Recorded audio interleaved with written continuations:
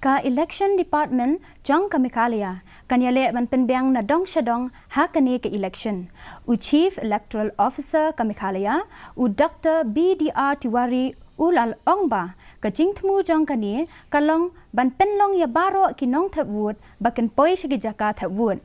da ka jinga trailang bat ki grassroots level institution ka state election department kan ai ka jing penbana shakishnong hakinong kendong na lor ka jing penshai shakishnong ki thau ki kle nong sanchar ki dorbar ki balong ki bakong san ban pen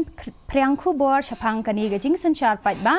ban pen shror ya ki Nongthep wood ki badang khna bakin don banta hapo ki rensan social media shu ka office u chief electoral officer jong ka Meghalaya kala soiru ya ka memorandum of understanding MOU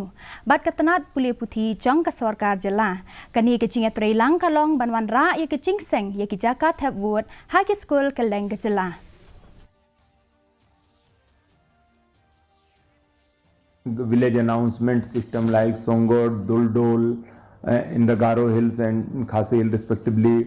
And moreover, we are engaging with the sports, youth icons and all the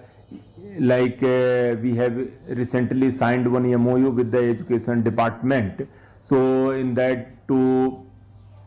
activate the ELCs, more ELC to be formed and to function to promote the young voters. So all such initiatives we have taken up and we are quite hopeful the voting percentage in Meghalaya will increase.